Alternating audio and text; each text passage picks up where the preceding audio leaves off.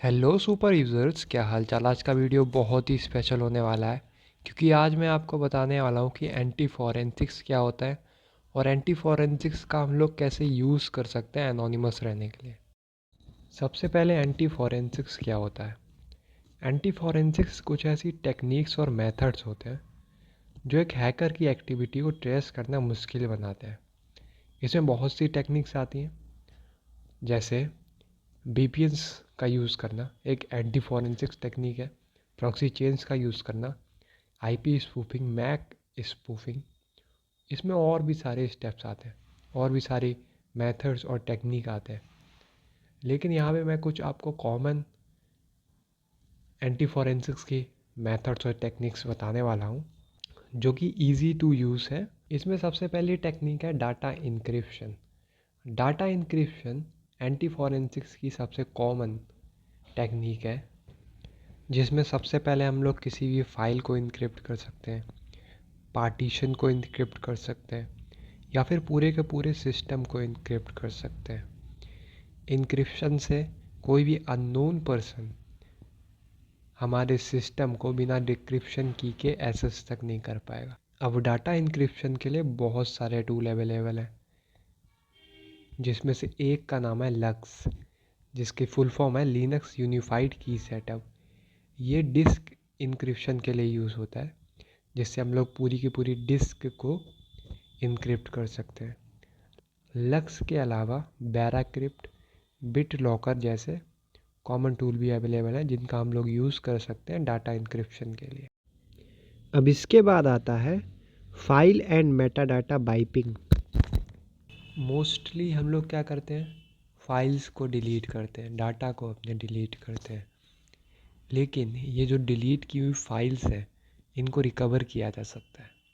एक बहुत ही popular tool है ऑटोप्सी, जो कि काली लिनक्स में प्री इंस्टॉल मिल जाता है। इस टूल की मदद से हम लोग किसी भी फाइल को, डिलीटेड फाइल को रिकवर कर सकते हैं।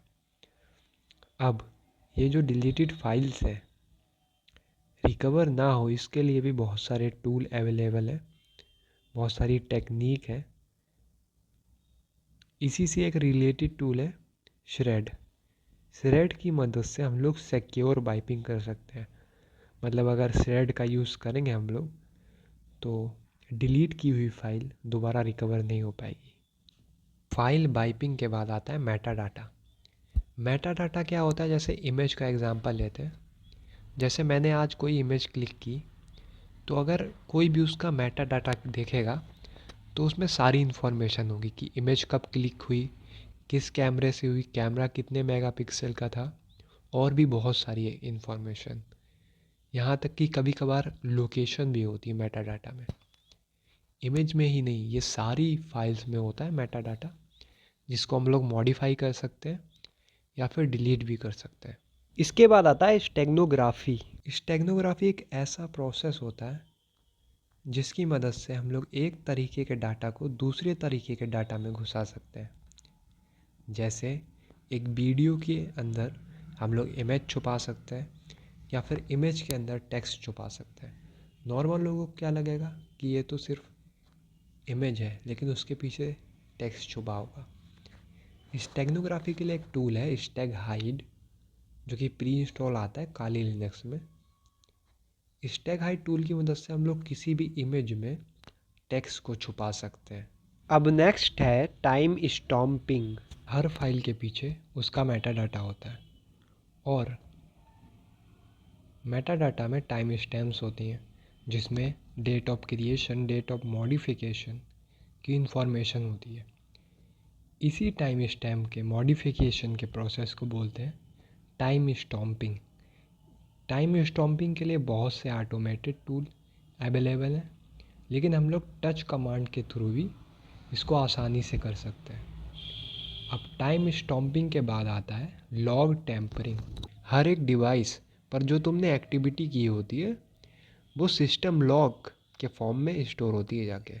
जैसे अगर लिनक्स का एग्जांपल लें, तो लिनक्स के टर्मिनल पर जितनी भी तुमने कमांड्स टाइप की हुई होंगी वो सारी लिनक्स में स्टोर होती हैं जाके।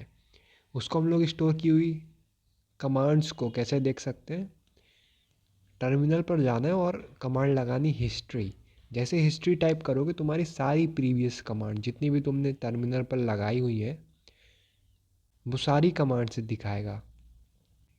इन्हीं कमांड्स को क्लियर करने के लिए एक कमांड है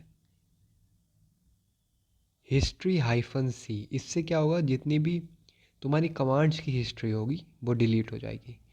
लिनक्स साथ में ही सिस्टम के लॉग्स भी कलेक्ट करता है। सिस्टम के लॉग्स कहाँ होते हैं स्टोर जाके, syslog नाम की फ़ाइल में।